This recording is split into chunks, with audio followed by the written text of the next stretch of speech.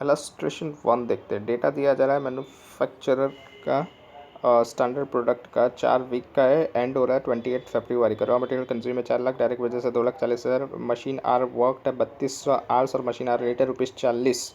तो 40 मल्टीप्लाई में 3200 करेंगे तो फैक्ट्री ओवरहेड्स आ जाएगा। ऑफिस ओवरहेड्स दे दिया 10% of the work cost. Selling overheads दे दिया 20 पर यूनिट, और यूनिट प्रोड्यूस्ड एंड सोल्ड दे दिया 10,000 at the rate of 120 each. Find out करना है cost per unit profit 4 week का जो एंड हो रहा है 28 फरवरी को। तो कॉस्ट शीट बनाएंगे हम लोग। Statement of the cost per unit, numbers of the unit produce कितना है 10,000 यूनिट, रॉ मटेरियल कंज्यूम कितना है 4 लाख है, डायरेक्ट वेजेस कितना है 2,40,000, प्राइम कॉस्ट आ जाएगा 6,40,000। इसमें ऐड करेंगे फैक्ट्री ओवरहेड्स, जिसको मैन्युफैक्चरिंग ओवरहेड्स भी बोलता है। 3200 मल्टीप्लाई बाय 40 करेंगे तो 1,28,000 आ गया। इसको ऐड करेंगे तो 7,68,000 की वर्क कॉस्ट आगे। ऐड करेंगे office overheads 10% of the work cost है तो 7,68 का 10% करेंगे 76,800 टोटल। ऐड करेंगे तो cost of the goods sold आ जाएगा 8,44,800। इसमें ऐड करेंगे सेलिंग ओवरहेड्स कितना है तो 10,000 यूनिट्स हैं, और मल्टीप्लाई विथ 20, क्योंकि 20 रुपये पर यूनिट का रेट है तो 10,000 20 2 लाख आ गया। 8,44,800 में 2 लाख ऐड करेंगे 10,44,800 टोटल कॉस्ट आ गई। और सेल्स के अंदर क्या दिया था ₹120 ईच का है, तो 120 मल्टीप्लाई बाय 10,000 करेंगे तो कितना आएगा 12 लाख। 12 लाख में से 10 लाख 44,800 को माइनस करेंगे तो प्रॉफिट आ जाएगा 1,55,200, और ये 12 लाख और ये 10,44,800 को हम लोग डिवाइड करेंगे 10,000 यूनिट से। यहाँ पर याद रखना है जो प्रोड्यूस्ड है और जो सेल्स है दोनों के यूनिट सेम है, इसलिए जो हमने वर्क कॉस्ट और प्राइम कॉस्ट को जो प्रोड्यूस यूनिट से डिवाइड किया उसी को भी हमने सेल्स यूनिट से डिवाइड किया। तो सेल्स यूनिट और प्रोड्यूस यूनिट दोनों इक्वल है 10,000, इसलिए वहाँ पर डिफरेंस नहीं आ रहा है, वरना डिफरेंस आता अगर सेल्स यूनिट कुछ और होते और क्लोजिंग में कुछ यूनिट्स बच रहे होते तो कॉस्ट ऑफ सेल्स और टोटल कॉस्ट की पर यूनिट चेंज हो जाती, क्योंकि वो हम लोग डिवाइड 10,000 से नहीं करते, फिर उससे कोई लेस यूनिट्स जो होती, मान लो 9,000 होती, जैसे 1,000 जो क्लोजिंग स्टॉक में बच जाती तो फिर वो 9,000 से 10,44,800 को डिवाइड करते हैं। लेकिन यहाँ पर दोनों की यूनिट सेम है, 10,000 ही हैं, इसलिए हम लोग 10,000 से डिवाइड करेंगे तो हमारे पास प्रॉफिट आ गया 1,55,200। इसको भी डिवाइड करेंगे 10,000 तो 115.52 पर यूनिट की कॉस्ट आ जाएगी। इलस्ट्रेशन 2 देखते हैं। यूनिफॉर्म टाइप के प्रोडक्ट मैन्युफैक्चरिंग किए जा रहे हैं, जिसके अंदर कैपेसिटी है 3,000 यूनिट की, पर वीक का 48 आवर्स वर्क होता है। रिकॉर्ड से कंपनी के पता चल रहा है कि जो कॉस्ट है 3 कंसेक्यूटिव वीक्स की वो हमको दी जा रही है। वीक नंबर 1 2 3 यूनिट मैन्युफैक्चर दिया है 1,200 1,600 1,800, डायरेक्ट मटेरियल दिया है, डायरेक्ट वेजेस दिया है, दोनों रुपीज़ में, फैक्ट्री ओवरहेड्स भी रुपीज़ में। अज्यूम किया जा रहा है कि कंपनी चार्ज करेगी profit 20% of the selling price. Find out करना है sale price per unit, and जो वीकली आउटपुट दिया है वो कितना है 2,000 यूनिट्स का। जो स्टेटमेंट ऑफ द कॉस्ट जहाँ पर सेल्स प्राइस किसके लिए बनाने हैं 2,000 यूनिट के लिए आउटपुट का। तो डायरेक्ट मटेरियल कैसे आएगा, तो ये जो डायरेक्ट मटेरियल दिया है ये तो 3,000 यूनिट का है, तो डायरेक्ट मटेरियल को डिवाइड करेंगे 9,000 को डिवाइड करेंगे 1,200 से तो कितना पर यूनिट आ रहा है 9,000 डिवाइड बाय 1,200 करेंगे तो 7.5 पर यूनिट आ रहा है। सभी में वही पर यूनिट चलेगा। 12,000 को डिवाइड करेंगे 1,600 से तो 7.5 आएगा। 13,500 को डिवाइड करेंगे 1,800 से तो 7.5 आएगा। इसका मतलब ये वेरिएबल कॉस्ट, डायरेक्ट मटेरियल जो है वो वेरिएबल है, तो वेरिएबल कितना यूनिट निकल के आ रहा है 7.5, तो पर यूनिट डायरेक्ट मटेरियल में लिख देंगे 7.5। इसको मल्टीप्लाई किससे करेंगे 2,000 से तो 15,000 आ जाएगा। डायरेक्ट वेजेस देखेंगे 3,600 रुपीज़ हैं, डिवाइड करेंगे 1,200 से तो 3 रुपीज़ पर यूनिट का रेट आ गया। 4,800 को 1,600 से डिवाइड करेंगे 3 रुपीज़ पर यूनिट का रेट आ गया। 5,400 को डिवाइड बाय 1,800 से करेंगे तो 3 रुपीज़ पर यूनिट का रेट आ गया, मतलब ये भी वेरिएबल कॉस्ट है। तो डायरेक्ट लेबर का पर यूनिट लिख देंगे 3, मल्टीप्लाई कर देंगे 2,000 से तो 6,000 आ जाएगा। इसके बाद आता है फैक्ट्री ओवरहेड्स। फैक्ट्री ओवरहेड्स क्या है, वेरिएबल है या सेमी वेरिएबल है या फिक्स्ड है। तो 31,000 को डिवाइड करेंगे 1,200 से तो 25.83 आ रहा है। 33,000 को डिवाइड करेंगे 1,600 से तो 20.625 आ रहा है। इसका मतलब ये वेरिएबल नहीं है, और वेरिएबल नहीं है तो क्या है ये, तो ये सेमी वेरिएबल हो सकता है।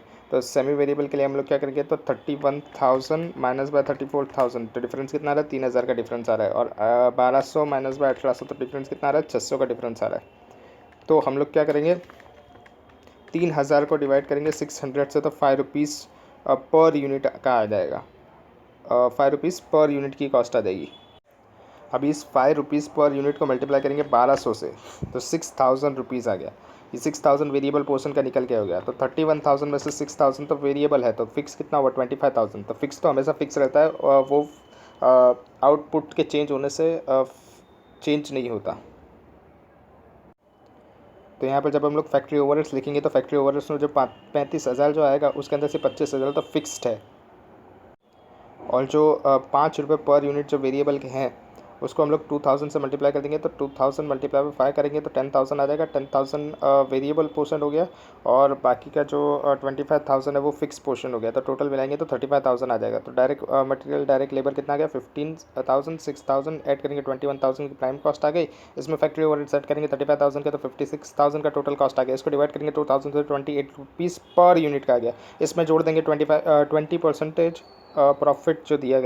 20% प्रॉफिट किसके ऊपर है, सेल्स प्राइस के ऊपर है। तो अज्यूम करेंगे सेल्स प्राइस 100 होगी तो प्रॉफिट हमारा कितना होगा 20%। तो टोटल कॉस्ट हमारी कितनी हो जाएगी 80 हो जाएगी। तो 56,000 को डिवाइड करेंगे 80 से मल्टीप्लाई करेंगे 100 से, तो 70,000 की हमारी सेल्स आ गई टोटल कॉस्ट में। टोटल कॉस्ट के कॉलम में लिख देंगे सेल्स 70,000 और इसको डिवाइड करेंगे 2000 से, तो 35 रुपीज़ पर यूनिट की कॉस्ट आ गई। और 70 में से 56,000 माइनस करेंगे तो 14,000 का हमारा क्या आ जाएगा प्रॉफिट आ जाएगा। और फिर उसको भी डिवाइड कर देंगे 2000 के per unit, 7 rupees per unit की कॉस्ट आ जाएगी। इलस्ट्रेशन 3 देखते हैं। पेस्ट्रीज, केक्स एंड मफ़िन्स बना रही है एक कंपनी एसी। उसको क्या मिला है, ऑर्डर मिला है 50 यूनिट्स का। सॉरी, वो एक बैच के अंदर 50 यूनिट्स बना सकती है और उसको ऑर्डर मिला है 600 मफ़िन्स का। प्रोसेस किया जा रहा है हर बैच के अंदर 50 मफ़िन्स, मतलब एक बैच के अंदर हम लोग 50 मफ़िन्स बना सकते हैं। तो 600 डिवाइड बाय 50 करेंगे तो 12 बैचेस जब हम रन करेंगे तब जाके हमारे 600 मफ़िन्स तैयार होंगे। और उसकी कॉस्ट दे दी है डायरेक्ट मटेरियल की 500, मतलब ये एक बैच की कॉस्ट दी जा रही है। डायरेक्ट मटेरियल के 500 रुपये, डायरेक्ट वेजेस के 50 रुपये, ओवन सेटअप कॉस्ट के 150 रुपये। और जो प्रोडक्शन ओवरहेड है वो 20% डायरेक्ट वेजेस के ऊपर एब्जॉर्ब हो रहा है।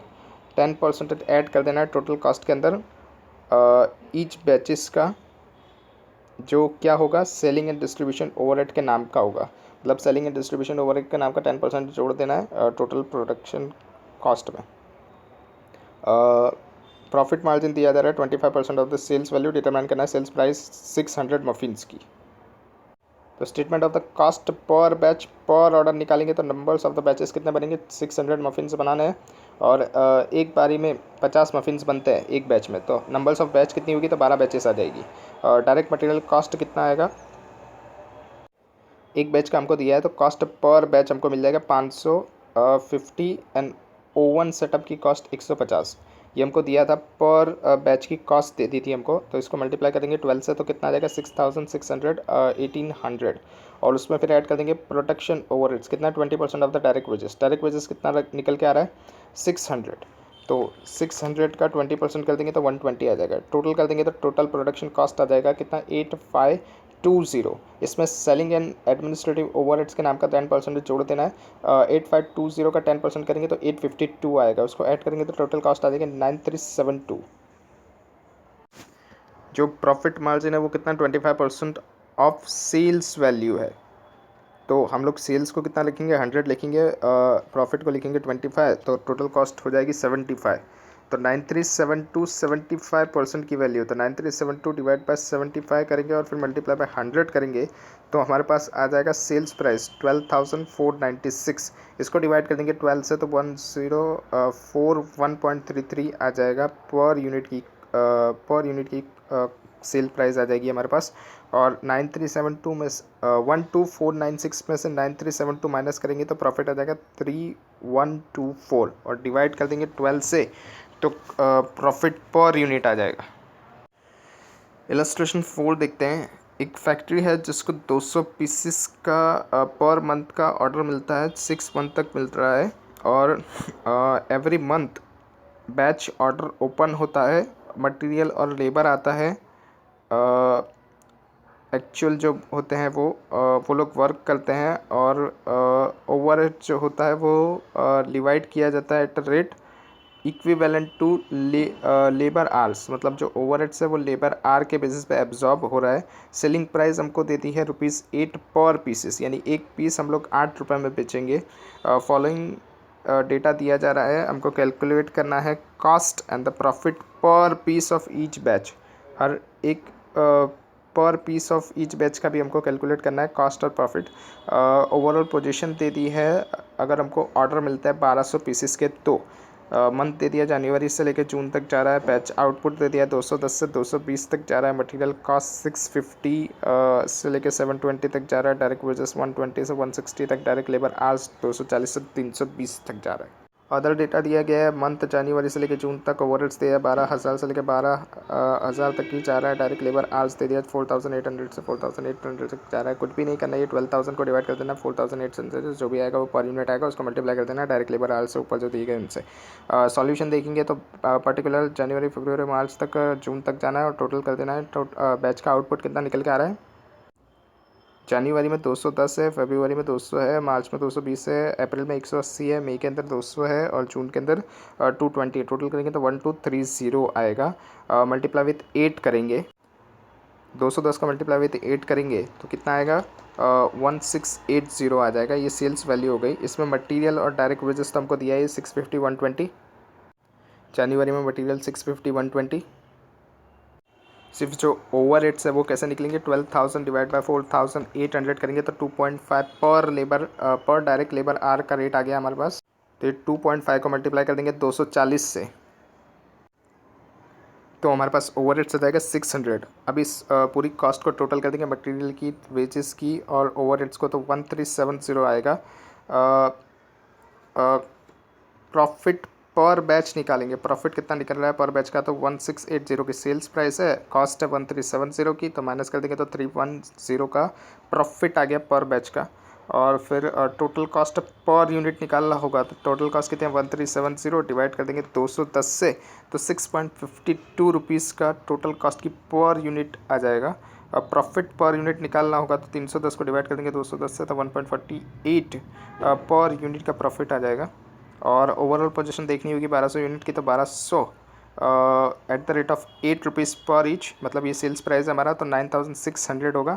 हमने टोटल बनाए कितने 1230 में से हमारे पास हर साल तो ऑर्डर हर 6 महीने तक हमारे पास ऑर्डर कितना आ रहा है, तो 1200 का ऑर्डर आ रहा है, तो 30 जो है वो हम लोग बाहर सेल कर देंगे। तो 1200 का ऑर्डर है तो 1200 मल्टीप्लाई बाई 8 करेंगे तो 9600 का सेल्स प्राइस हो गया। उसकी कॉस्ट कितनी निकलेगी, तो 1200 मल्टीप्लाई बाई 7.34 कहाँ से है, तो ये जो टोटल कॉस्ट पर यूनिट है उसका टोटल देखेंगे तो 7.34 है, तो 7.34 से मल्टीप्लाई 1200 करेंगे तो 8,808 रुपीज़ की हमारी टोटल कॉस्ट हो जाएगी। 9600 में से 808 को माइनस करेंगे तो हमारे पास प्रॉफिट आ जाएगा 792 का। इसके अंदर जैसे जनवरी का कैलकुलेट किया है वैसे फरवरी मार्च अप्रैल मई और जून तक का कैलकुलेट करना है और सबका टोटल भी कर देना है। EBQ का फॉर्मूला क्या होगा, √2D S divided by C. D क्या है तो एनुअल डिमांड है फॉर द प्रोडक्ट, एस क्या है तो सेटअप कॉस्ट पर बैच है, सी क्या है तो carrying cost per unit of the production है। इलस्ट्रेशन पर देखेंगे मंथली डिमांड दे दिया है, मंथली हमको नहीं चाहिए, हमको एनुअल चाहिए, तो 500 का मल्टीप्लाई 12 कर देंगे तो 6,000 आ जाएगा। सेटअप कॉस्ट पर बैच दिया है ₹60। Cost of manufacturing per unit ₹20 दिया है और रेट ऑफ इंटरेस्ट 10% दिया है, तो 20 का 10% कर देंगे ₹2 आ जाएगा हमारे पास। सी EBQ का फॉर्मूला लगाएंगे √2DS डिवाइडेड बाय सी, तो 2 multiply by 500 multiply by 12 multiply by 60 divided by 20 का 10% करेंगे तो कितना आएगा ₹2 और फिर रूट का बटन प्रेस करेंगे तो 600 यूनिट EBQ आ जाएगा। इलस्ट्रेशन 6 देखते हैं। इलस्ट्रेशन 6 48,000 बियरिंग पर एनम, मतलब हमको डी मिल गया।